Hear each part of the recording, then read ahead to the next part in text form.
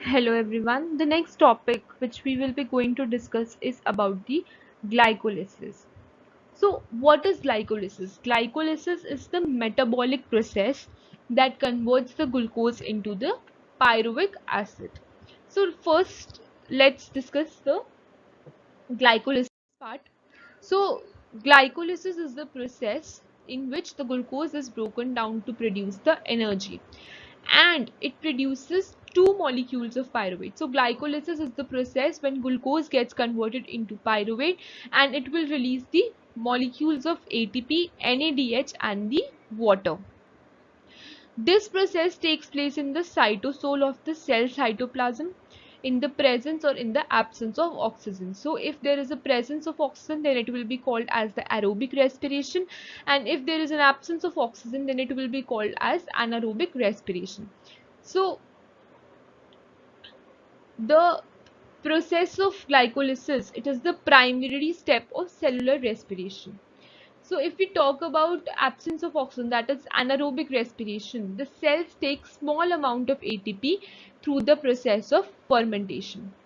So let's discuss this, that what is glycolysis? It is a series of reactions that extract the energy from the glucose by splitting into 2 to 3 carbon molecules, which is called as the pyruvate.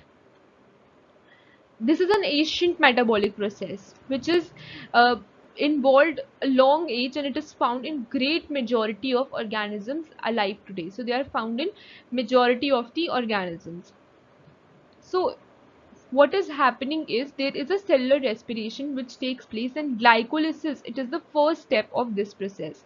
So when the glucose gets converted into pyruvic acid or pyruvate, that will release ATP, and that ATP will be released for the aerobic respiration following formation of acetyl coenzyme A. There is a Krebs cycle, electron transport chain. So these are some of the steps of aerobic respiration.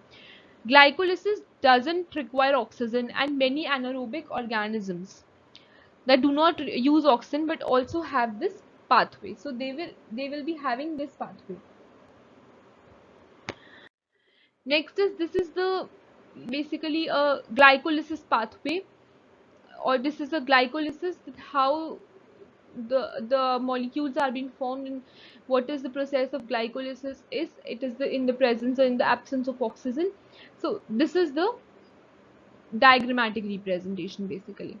Next is, what is a glycolysis pathway? So this pathway requires 10 steps. So there are 10 stages which are involved. So first we will discuss is the stage 1.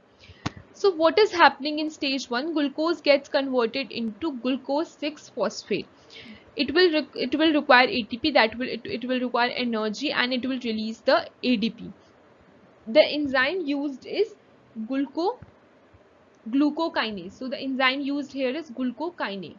So it is a phosphate group that is added to the glucose in the cell cytoplasm by the action of hexokinase, and in this phosphate group is transferred from ATP to glucose, forming glucose 6 phosphate.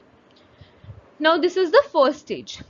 Next we will talk about is the second stage, when glucose 6 phosphate gets converted into fructose 6 phosphate. So glucose 6 phosphate here is isomerized into fructose 6 phosphate by the enzyme phosphoglutamase. So this is isomerase, and another enzyme is phosphoglutamase. This is the second stage. Next we will be talking about is the third stage, where fructose 6-phosphate gets converted into fructose 1,6-bisphosphate, where ATP is required and it will release the ADP. So this is what is happening. So in stage 3, what is happening is the other ATP molecule, they transfer a phosphate group to fructose 6-phosphate and converts it into fructose 1,6-bisphosphate by the action of phosphofructokinase. So this is the enzyme which is being used for the conversion.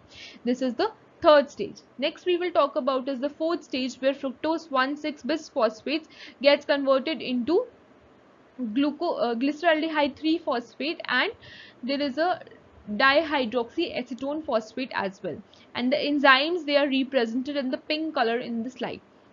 So the stage 4, where the enzyme aldose converts fructose 1,6 bisphosphate to glyceraldehyde 3 phosphate and diacetone phosphate, which are isomers of each other. So they are isomers of each other. So this is what is the fourth stage. Now here the glyceraldehyde 3 phosphates, it is being converted into 1,3 bisphosphoglycerate. So this is the fifth stage, where two molecules of NAD plus is required to convert into NADH. So this triose phosphate isomerase converts dihydroxyacetone phosphate into glyceraldehyde 3 phosphate, which is the substrate in the successive step of the glycolysis. Now this step undergoes two kinds of reactions. For example, one is it gets converted into 2,3 bisphosphoglycerate and 3 phosphoglycerate.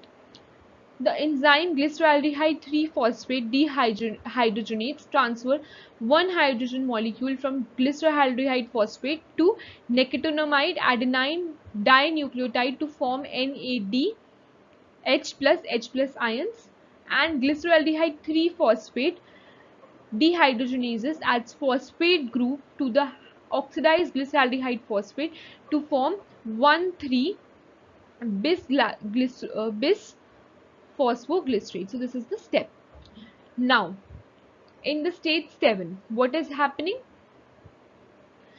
Phosphate is transferred to 1,3 bisphosphate to ADP to form ATP. So ADP is being formed to ATP with the help of the enzyme phosphoglycerokinase, and thus two molecules of phosphoglycerate and ATP, they are obtained at the end of this reaction. Now if we talk about the step 8, there is a phosphate of both the phosphoglycerate molecule that is relocated from the third to the second carbon to yield two molecules of 2-phosphoglycerate by the enzyme phosphomutase. So there is an enzyme phosphomutase which gets converted into 2-phosphoglycerate. Now if we talk about the step 9, the enzyme anolase, they removes the water molecule from 2-phosphoglycerate to form phosphoenol pyruvate. So there is a phosphoenol pyruvate which has been formed. So this is the step 9. Then the stage 10 or step 10, in which a phosphate from phosphoenol pyruvate is transferred to ADP and form pyruvate and ATP by the action of pyruvate kinase. So the two molecules of pyruvate and ATP are obtained as the end product. So there is a two molecule of pyruvate and two molecules of ATP which is formed at the end product. So this is how the glycolysis pathway takes place. Now some of the key points of the conclusion of glycolysis. This process in which a glucose molecule is broken down to pyruvate. So as we have seen in the diagram in the previous slide as well, there was a glucose, and at the end what was formed is the two molecules of pyruvate and the ATP. This process takes place in the cytoplasm of the plants and the animal cells. So where does this process takes place? This process takes place in the cytoplasm of the plants and the animal cells.